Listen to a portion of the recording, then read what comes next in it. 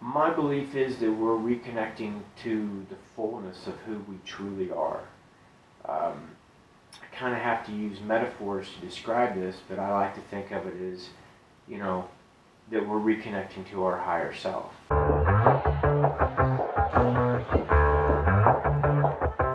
Yeah, it's a hot day. I'm hanging in the sunshine. You should hit me with the splash gun so I cool down. Hey, what's up? Good morning, or good afternoon, or evening. I had an interesting thing happen last night. I haven't had access to my computer for like 3.5, 4 years. And last night I was on, I found a couple folders and I was like, what's in these? And they're pretty funny. Some of you might find this interesting because this is, some of these are like right when I first got into Reconnective Healing. I had an office in Boulder, Colorado in like 2012. And I wanted to be a mentor for the Reconnection. So I had to kind of do a 45-minute presentation on these frequencies and what I thought was happening with our DNA and what we're reconnecting to, and this is way before like the Mandela effect. Like I don't talk about anything. I was more into the DNA and the changes that I was feeling in my life. But anyway, I saw these old videos and I thought I should probably like post them. I also found an email from a really, really good friend of mine. His name's Vladimir and he's in the Czech Republic. And he's a Reconnective Healing practitioner. And I met him in Slovenia, in Ljubljana, in Slovenia. I can't remember the year, but he's got an actual Reconnection center. So all the Reconnective Healing practitioners in the Czech, or at least in this area, I think he lives in Prague, I'm not sure, but they opened a center. And so he was able to take there's this guy named Konstantin Kurokov, and he's a scientist. He wrote a book called The Science of the Reconnection, or Science of the Reconnective Healing, or something like that. I never actually read it, but he did write a book on it. But he created these machines that can measure the 7 major energy centers in the body. Chakras, you can call them chakras because they're chakras, but I just call them energy centers. So he measures the 7 energy, he's able to measure the 7 energy centers of the body. And I found this interesting because it kind of validates some of the things that I've been saying. And I had completely forgot about this. But if you look at this first one, so he took somebody in, and so he has 2 things. He measures the 7 major energy centers of the body, their strength, and how, I guess you could say, balanced they are, or maybe out of balance they are. And then he has this machine that can detect the aura energy field. I don't think he calls it that. He calls it something else, the GDV Energy Field. But it measures this field that we have around our body. And so they took pictures before a session and then after a session. And this information is really, really cool for someone who's interested in what's going on.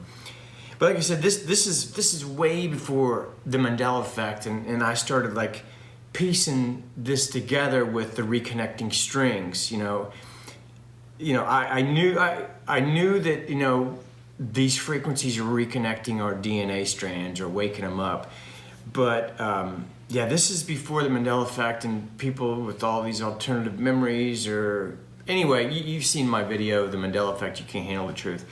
But I just thought this was amazing, the difference in these people's 7 major energy centers.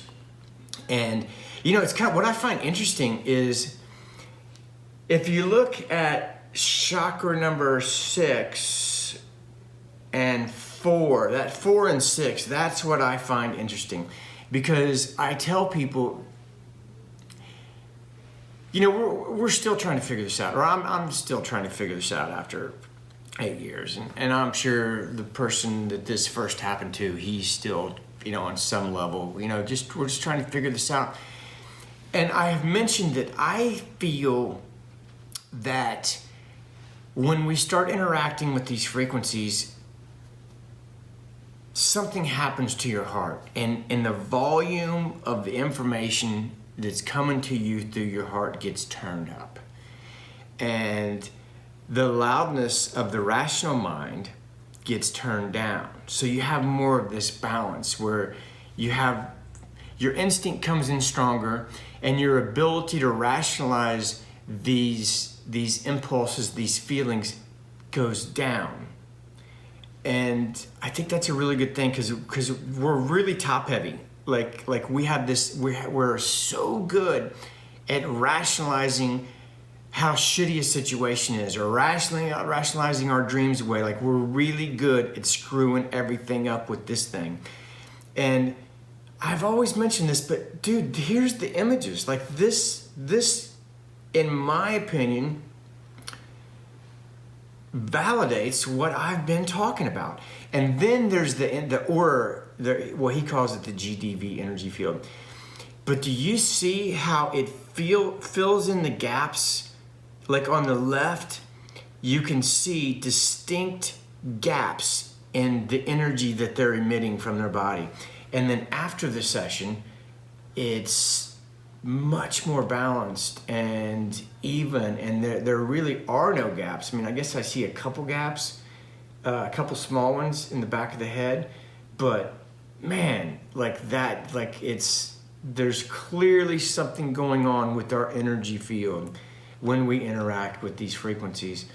And also, this is a picture of Vladimir. Now, Vladimir has been doing this work for a couple years at the time. Now, we basically got into this at the same time and got reconnected at the same time, even though we're on different parts of the planet. But look at his energy centers. I mean, they are so full and in balance. And I mean, I don't know. Obviously, to me, somebody like this would never need a session. You just bring yourself back into balance. I mean, because, look at that. That is, I don't know. It looks pretty good to me. In the first picture, it looks like 1, 2, and 3, the bottom 3 chakras are just tight, slightly out of balance. And then after the session, 1, 2, and 3 are perfect, but then you go to the crown chakra, or the 7th energy center, and it's a little out of balance. So I don't even really know what that means, to be honest with you. All I know is I would like to see what my energy field looks like. I don't know why. I don't know. I might be all scattered and all over the place. But yeah, I don't know. I just find it kind of interesting. But he had access to the same machines that Konstantin Kurokov used, which I found was interesting. And then I find this file, so this video. And I literally thought that when I started making YouTube videos, that was the first videos I've ever made in my life. I completely forgot about this. But when you want to be a mentor for the Reconnection, you have to submit a 45-minute video about you talking about these frequencies. I was more focused on the DNA. I didn't know anything about the reconnecting strings. I just knew that something was happening inside me, and I was doing my best to describe what I was feeling and how I would give a presentation on Reconnective Healing. But when I started watching these videos, this video of me, like my audition tape to be a mentor, and I'm not a mentor for the Reconnection anymore, because once I went down to Mexico, you have to keep doing things all the time, you know what I mean, to be a mentor. And I just didn't have the time, and I don't know, I just kind of got my own thing going on. But I do get certified every couple years in my Reconnection, just because I know that some of you will want to pursue this as career, hobby, whatever. And so when I reconnect you, you have to be reconnected by somebody that's certified. And so I always keep up with my certification just for that reason alone. But if I only had people that were interested in this for their own consciousness, I don't know, I'd probably get certified anyway. But anyway, I thought this is a funny little video. So obviously this is literally the first time I've ever been on camera. Like, I thought the first time was my first video, but I forgot about this one. So I think this is kind of interesting. I'm going to attempt to describe the difference between Reconnective Healing and the Reconnection. And, real quickly beforehand, the Reconnection, that's a 2-day process, and it has to be done in person. It has to be done in person. At least I think it has to be done in person. Like, I'm ripping out so many limited beliefs lately that, I don't know, 6 months from now, I might be like, you know what? Let's try to do this online. Let's try to do this through Skype. Or maybe not. And if I ever actually did it, I'd have to call it something different, because it's not the reconnection, because the reconnection has to be done on purpose. And so the reconnection is your, maybe I'll just let my younger self to describe it. I don't think I do a great job of describing it, but here's what my younger self would have said is the difference. The difference between reconnective healing and the reconnection is one of intent. The reconnection would be considered a life optimization process where you are reconnected to the fullness of who you are. By instilling an axonal circulatory system in, a fifth dimensional circulatory system in, we're actually reconnecting our energy field to the energy field of the planet and the stars. Now with reconnective healing, the reconnection, it's a very specific recipe, you could say. There's no playing. You follow the exact meridian lines and the exact acupuncture lines, and you extend them off into the universe, reconnecting us to the larger energy field. Whereas reconnective healing, that's a much more playful process. Client comes in, practitioner comes in, brings the frequencies in. The client is able to attune to these frequencies, at least on a subconscious level. I mean, even if you don't feel anything, your body understands, it remembers these frequencies. And you can see that in the registers of the people. Even if they feel nothing, they always have the registers. And so it's much more playful. You're just feeling subtle sensations, stretching them, playing with them. Whereas the reconnection, the same frequencies are used, but it's a much more focused process where you're actually, the intent is to reconnect that person with the larger energy field and the fullness of who they truly are. Some people say that, when you get reconnected, it'll throw you on your life path maybe faster than you're ready for. I can say that that's pretty much what happened to me. It's been an absolutely incredible experience. And in retrospect, I paid $333 for it. I would have paid $10,000 if I would have known how it had changed my life. And also, I think this is a pretty good metaphor for what we're reconnecting to. I think it's a great metaphor, this metaphor with, you'll see. Okay, man, check it out. So, we used to think that our mind stored memories. Memories of everything we've experienced. Well, science today is telling us that that's not the case. They have never been able to prove that. It doesn't really make sense when you really do the research on it. So scientists are telling us today that our mind is actually a sender and receiver of information. This makes much more sense to me, especially when what I've experienced since being reconnected. Our mind and our body is our computer and our software. And the field that we're in, we're not in the field, we are the field. We're a little denser here, a little lighter here, a little denser there. So we're submerged in this field. So we are connected to the field. but it's the quality of our connection.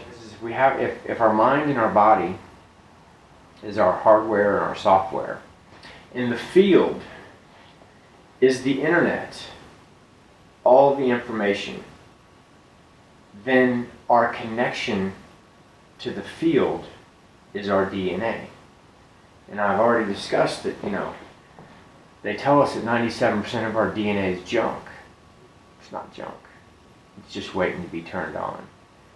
And I feel that during both the reconnective healing and the reconnection, that our DNA is being reconnected. Reconnected, waking up, something is happening. Science has proven this. Something is happening with our DNA. And I feel that after I got reconnected, my connection with the field, with information, went from a dial-up connection to a broadband connection. And it's almost as if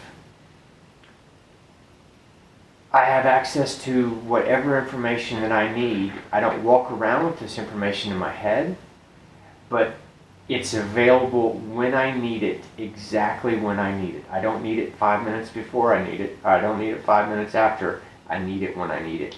And I feel that after being reconnected, my connection and access to my higher self in the field has strengthened dramatically. So that was the younger version of me. I thought those were funny to watch. Anyway, I hope you got a little bit of information out of this. I do have group sessions. Group session is Saturday, March 23rd.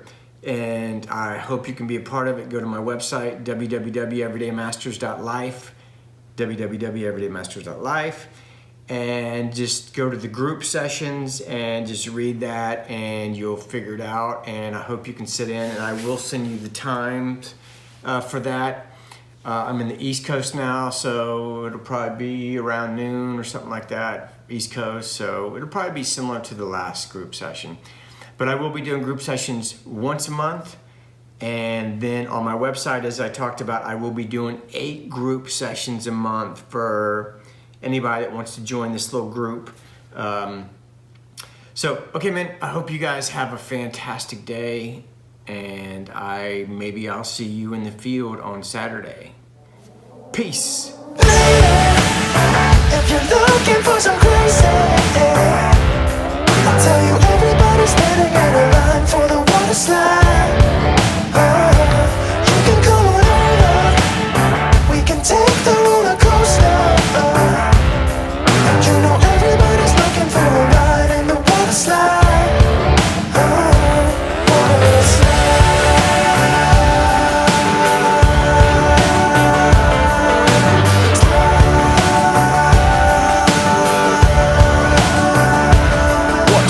Surfing on a wave of good feelings.